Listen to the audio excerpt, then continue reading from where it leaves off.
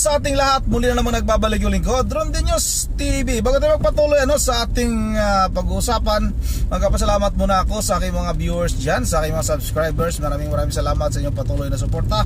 Shout out sa inyong lahat. Yun ang tuloy na tayo kagad sa ating pag-uusapan. Ito tungkol kay General Wilkins. Hindi nagpatinag itong dating PDEA chief sa mga mukong na congressman, mga kababayan. Isa na dito si Congressman Abante at itong isang mukong na dating NPA na si Congressman Paduan. Ay talaga namang napapahiya itong mga ito. Hindi nagpapatinag itong si dating PDEA chief na si General Wilkins, mga kababayan. Binabara itong dalawang mga congressman na ito ng mga mukong. Tawagin natin mga mukong ito. Hindi natin alam kung sino ba yung pinapanigan itong dalawang congressman na ito. Ito yun bang mga kriminal yung kanilang pinapanigan? Pero inyo ba naman, mga kababayan, pakinggan nyo, panoorin nyo yung mga katanungan nitong dalawang congressman na ito. Kung hindi ka ba maaasar, talaga maaasar ka talaga. Iwan ko ba sa kanila kung baliwala ba sa kanila yung mga katanungan nila, o talagang alam nila na mali naman sila, pero ipinipilit nila, gusto nilang tama yung mali nilang mga katanungan.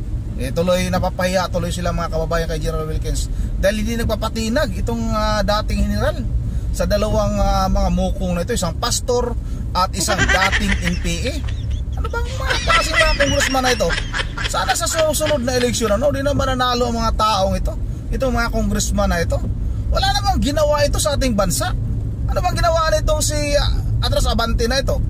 Wala namang ginawa, pero nagkaroon ng napakamamahaling mga kagamitan, katulad ng bulletproof na sasakyan, mga relos na milyon-milyon. Hindi nga niya mapapaliwanag yan. Mukong ka talagang matandang congressman ka, tuwera ka, baka. At itong isang napakayabang din na congressman na si Paduano na dating NPA. Kung akala mo kung makapagtuligsa, makapanghusga, akala mo'y totoong tao. Hindi naman totoong tao mga ito, mga kababayan. Yun lang pasensya na, medyo na nakakagalit lang kasi itong mga ganitong klaseng mga congressman. Bakit hinahayaan ito ng ating pamahalaan? Dapat yung mga ganito may mga may mga paraan yung ating pamahalaan para matanggal ito sa kongreso, masibak ito sa kongreso. Dahil klaro-klaro naman na ang pinapanigan nila hindi yung kabutihan, yung mga kriminal yung pinapanigan nila. Yun ang mga kababayan, bago tayo ma-high blood, sabay-sabay na muna natin itong panoorin. Ramos kasama ni Wilkins at that time. Sa palagay ko po, kasi nasa office po kami ng PDEA, tao niya po kasi siya po yung So sila ang nagsabi na ikaw ay nagdala ng mga karton-karton na mga chemical sa Dumoy. Opo, Your Honor. Mr. Wilkins, are you agreeing to what Ms. Jed said? No, Your Honor. No, you're not. Alam mo, nung inausap ka rin namin noon manay-angno mo mahilig ka sa no? Dapat ang pangalan mo yung pangalan nung kalaban ni James Bond, si Dr. No. Mahilig ka sa no So nagsasabi ka ng totoo, nag-isinungaling si Miss Jed. Is that what you're saying? Siyempre, Mr. Chair, ang investigador ko noon Is that what you're saying? Mr. Chair, can you please Will you repeat please the question? answer me directly? Answer me directly. Mr. Chair, can you please repeat the question, Mr. Chair? Ano ba yung question? 1 minute suspension. Kita mo. Natumba yung cellphone ko tuloy, sabay tuloy na tumba. Kita mo, hindi mo alam kung ano yung tanong mo. Napakamukong mo talaga, yabang mo lang, hindi mo nga alam kung ano yung katanungan mo kay General Wilkins. Tuloy na susupla ka tuloy, nababara ka tuloy, wala ka talagang alam. Atras Abante ka, pastor ka na nagsisinungaling ka, sabi nga ni Mayor Isko Moreno. Bulaang propeta, yan ang tawag ni Yorme nitong si Atras Abante na ito. Okay. Hearing is resumed. Naalala ko na. Talagang tumatanda na tayo. Ang Sus! ko, is that what you're saying? Palusot ka, please explain. Nayupa ka. Thank you, Mr. Chair. Mr. Chair, si Monte de Ramos was my investigator. So, ang sabi ni Jed Pilapil, dinala siya sa PIDEA. Tinanong si Jed Pilapil kung kasama ako doon na nagtatanong. Hindi siya sigurado, Mr. Chair, pero she presume na naandun ako dahil nasa opisina ako. While in fact, wala naman siyang knowledge na naandun ako actual doon sa nag-i-investigate si Monte de Ramos, Mr. Chair. Tama ba yon, Ms. Jed? Your Honor, pwede po i-correct ko lang po yung statement. Kasi ganito, di ba tinanong niyo po ako kung si Wilkins Villanueva po ba yung nagtanong sa akin. Sabi ko po sa inyo, hindi po siya, si Monte de Ramos, yung tao niya, ang nagtanong sa akin. Pero never ako na nagsabi na yung ano ba yung sinabi niya kanina, parang mali eh. Kasi ang sinabi ko po, si Monte de Ramos, tinanong mo ako ulit na yung Kasama niya. anong kasama ba niya. Oo. Sabi ko, probably kasi tao niya. Pero wala siya nung time na nag-investigate si Monte de Ramos. Wala siya. Wala siya. Paano mo siya nakilala? Tamo? Kasi actually isa siya sa mga nag-ano sa akin po, nag-interrogate. Aha. Sino po ang nagkaso sa inyo? Ang PIDEA? Hindi ko po alam pero sila po ngayon nag-file ng case sa amin. Sila ang nag-file ng case sa inyo. Opo, kasi Ano po ang ebidensyang ipinakita sa inyo? actually, Your Sa Honor, korte?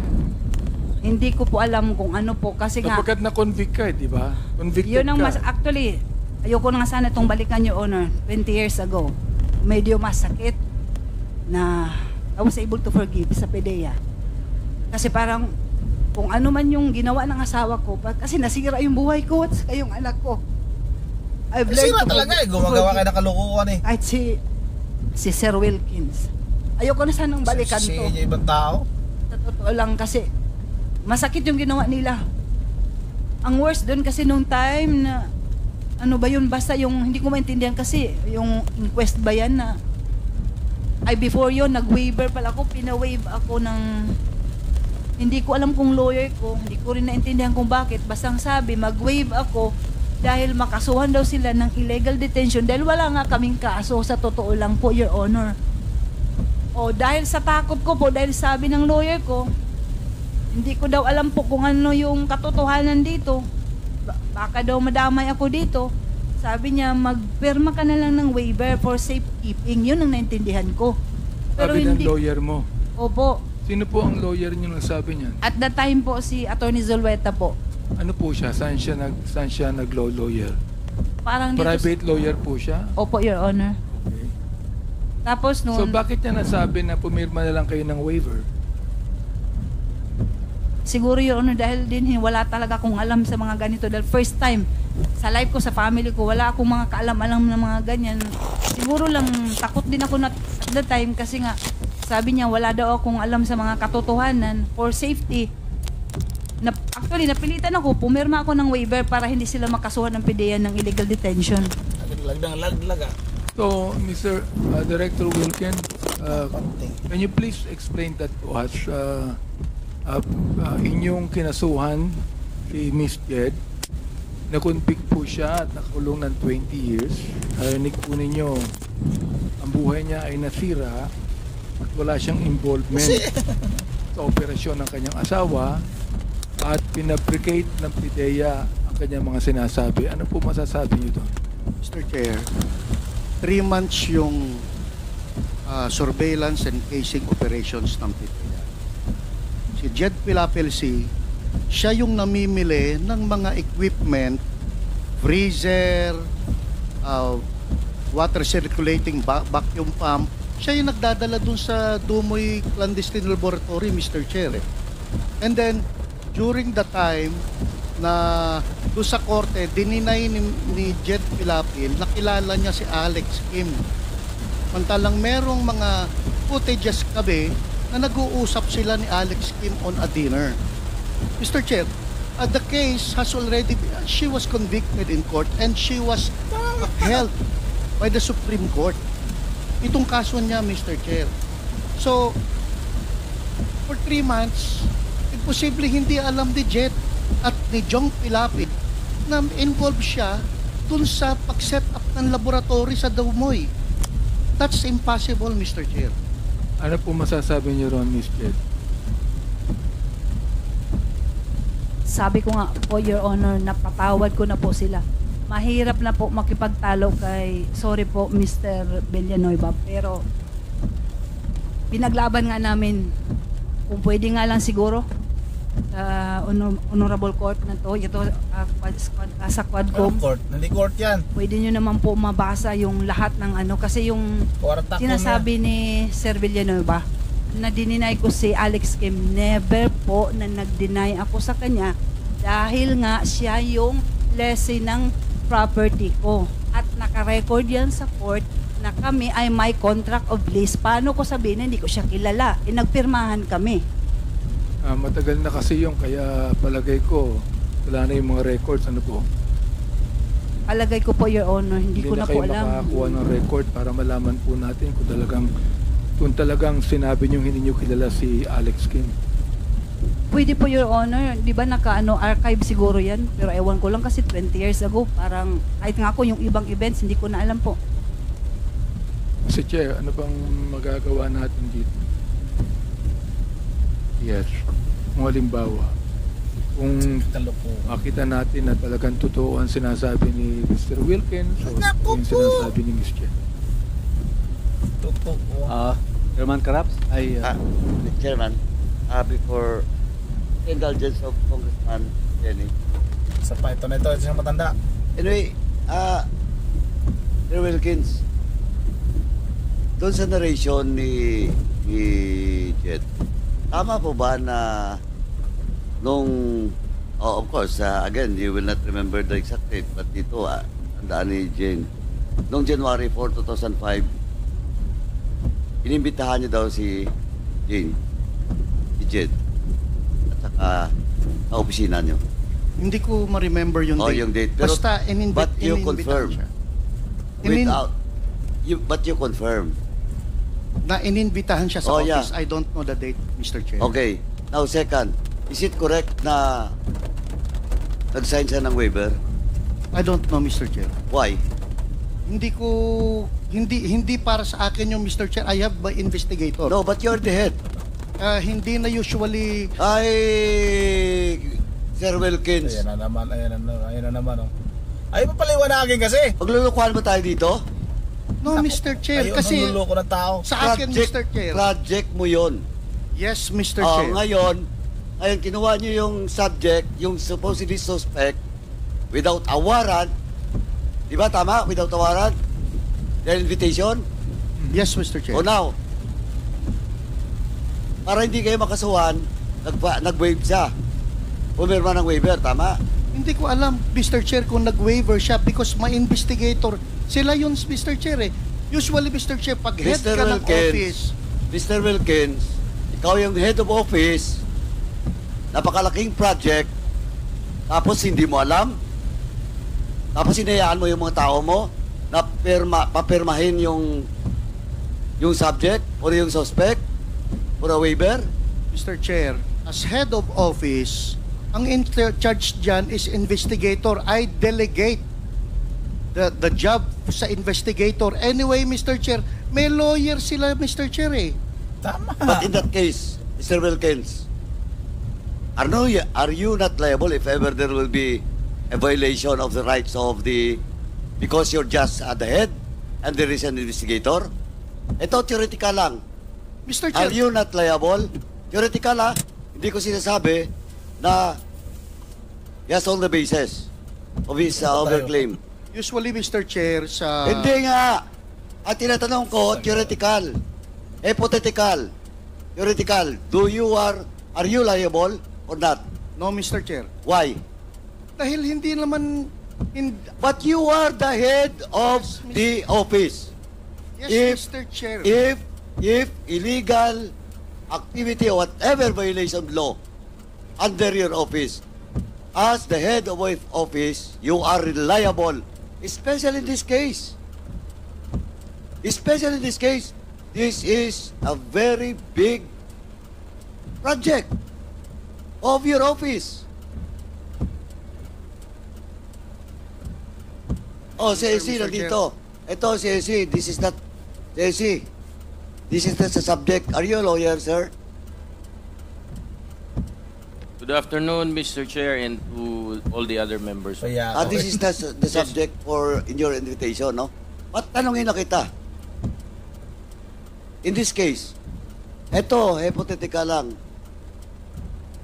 If the investigator of Wilkins violates the right of the suspect, is he not liable of any case? Mr. Chair, there are circumstances that has to be met for the principle of command responsibility to apply to the extent that the principal may be liable.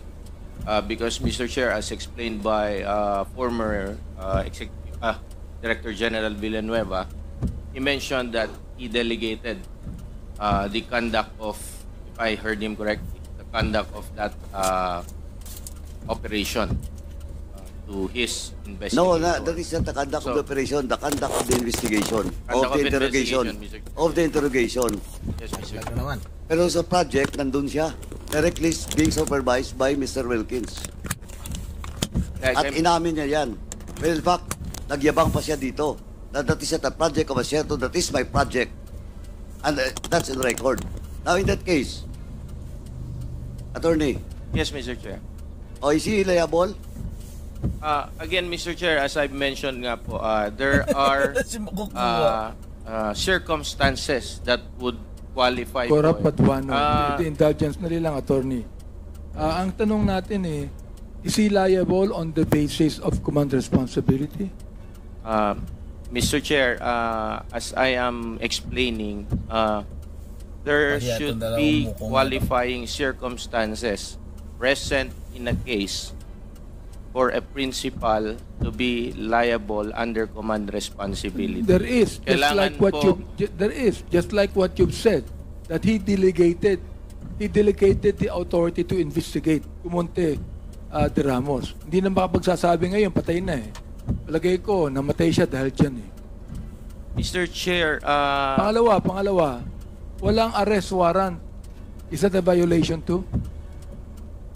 Mr. Chair, if I heard the representation of Mr. Villanueva correctly a while ago, the matter is already decided with finality in the Supreme Court. I would not like to comment on the merits thereof as it may violate our duty as lawyer as far as there is already a decision made by the Supreme Court. But again, with regard po doon sa possible accountability, administrative accountability or liability of Mr. Villanueva as the principal or head of the office during the time of that conduct of investigation, it will all depend po dun sa mga attending circumstances. Because as I mentioned, Mr. Chair, one of the requirements is that the principal should know that there is an irregularity or an omission that was committed, and despite knowing of such irregularity or wrong committed by his subordinates, he failed to take corrective actions on the matter. So, The irregularity caused the brokenness of the family actually. Anyway, Miss Jed, nabanggit mo na hanggang ngayon hindi mo alam kung buhay pa o patay na ang iyong asawa? Hanggang ngayon hindi mo alam. Yes, Your Honor. Okay. Mr. Wilkins, alam mo ba na patay na si Alan T? Mr. Chair, wala siya doon sa laboratory when the time was when we raided the laboratory, Mr. Chair. So hindi mo rin alam kung buhay Hindi siya? ko alam, Mr. Okay. So, ayan. Miss Jed, narinig mo ang sinabi ni Director Wilkins na hindi rin niya alam kung buhay o patay ang asawa mo? Opo, Your Honor. Actually, pwede pa akong magsalita. Sabi ko nga, sa 20 years, I was able to accept na God has a purpose. Kung buhay man si Alan C. or patay, gusto ko na sana matahimik na po ito, Your Honor. Kasi nagsuffer na po ako ng 20 years, yung anak ko. Diba kanina sabi nga ng ma-decided na may finality na po yung kaso namin. Wala na akong magawa eh. Pero siguro tama yung sinasabi sa Bible na Proverbs 13:23 na for lack of justice there is waste. By waste talaga. Kasi yung buhay namin ng kami, magkapatid. Supposedly, hindi kami nagpapagasto sa gobyerno. Pagkain sa rasyon sa kulungan. Bakit?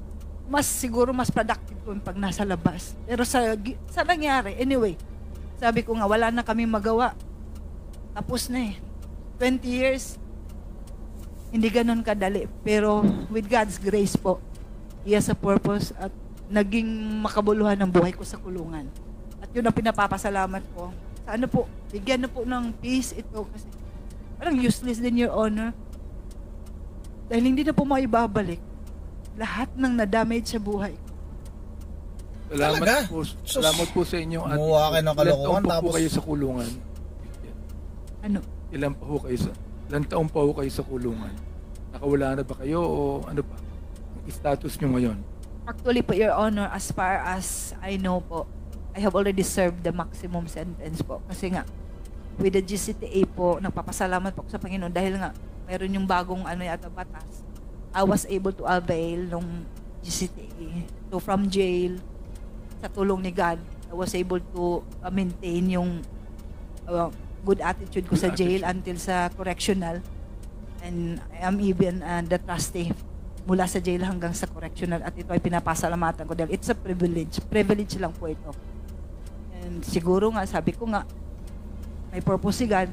At sa ngayon, so sana, would like to take this opportunity to speak if I may be allowed by this honorable committee na sana po mabigyan na po ng pansin yung hinihiling ko na kalayahan, pati yung kapatid ko. Kasi 3 years old pa po yung anak ko, mag-23 na. Ang hirap i-explain sa kanya kung bakit hanggang ngayon nandito pa rin kami ng kapatid ko. Ang iyong kapatid na convicted, Opo, Your Honor. Nasa Dapicol po siya. kumusta na po siya ngayon? Sa awa ng Diyos nga, Your Honor, both of us, we Wala are, rin din po siyang kasalanan. pareho po kami, Your Honor. I will speak for my brother Grabing- kasi kilala ko siya. Kumusta yung anak ninyo ngayon? Sa ngayon po, Grabing tao na ito. masasabi ko siguro sa tulong ni God, I tried to explain to her na God has a purpose. She must be strong. Sabi ko sa kanya, medyo nasaktan lang siya talaga dahil nga ito sa nangyari ngayon, bakit naungkat na naman ito? Dahil tapos na nga. Tumahimik na nga yung buhay ko sa 20 years sa kulungan. Bakit ito?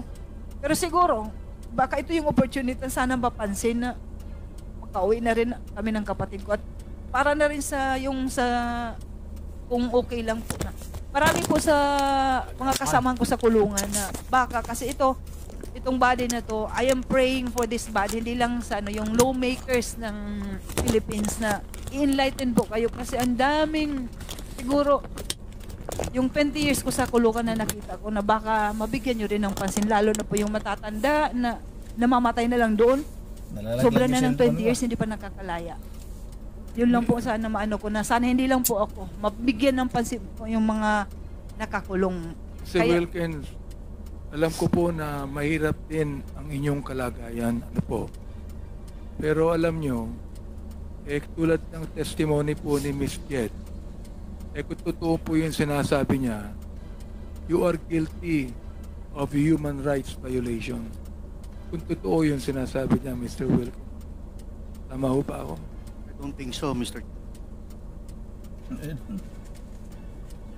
Sabi ko, kung totoo ang sinasabi niya, you are guilty of human rights violation. Yes, Mr. Chair. You are. Correct. Kung totoo yung sinasabi Kung totoo, Yes, you Mr. are guilty Yes, of Mr. human Chair. rights violation. Sasabihin ko sa iyo, kung totoo ang sinasabi niya, hindi ka na makakatulog mamayang gabi. Sus. Mr. Chair, 20 years yan, Mr. Chair. Kitang-kita ko sa mga video. Hindi ko na kinakailangan pang explanation mo, Mr. Wilkins. Mr. Chair, Kita niyo kung gaano magsalita itong mga mukong na ito. Talagang, ano ba? Hindi ko maintindihan itong congressman na ito, itong si... Naku, nakakagigil talaga itong si Abante. Tingnan niyo naman mga kababayan kung paano siya magtanong kay General Wilkins. Tama ba yung mga katanungan niya? Na kung, parang inaano lang kasi niya parang pinapalabas lang niya na itong ano ba pangalan nito? Miss Jid. Na walang kasalanan at yung may kasalanan itong si General Wilkins na ginagampanan lang yung trabaho bilang isang PDEA chief noon mga kababayan. Tapos itong mga gumagawa ng laboratory para sa droga, pinagtatakpan pa nitong mukong na ito. Ako po mga kababayan, kayo na yung bahalang umusga, nakakagigil itong matanda na ito. Iwan ko kung bakit nananalo yung mga ganitong klase. Yung mga taga Maynila dyan, huwag nyo na ibuto nga itong taong ito. Kunwari, malinis. Anak ng pating, nakakapagmura tayo dahil sa mga ganitong klaseng tao mga kababayan. Yun ang kayo ng bahalang umusga. Talaga naman. At di ako makapag-shoutout kasi nasa labas ako. Shoutout na lang sa lahat ng mga ating mga subscriber dyan. Kay Ma'am Virgie Religious na Pulian Bulacan, kay Ma'am Joyce ng Japan, at sa lahat kay Ma'am Susan 76. Maraming salamat sa inyo patuloy na suporta. Once again, this is on the TV mo. Hinungan akong tubig bago tayo magbabay dahil nakakagigil. Yun. Ingat tayong lahat. God bless bawat isa sa atin.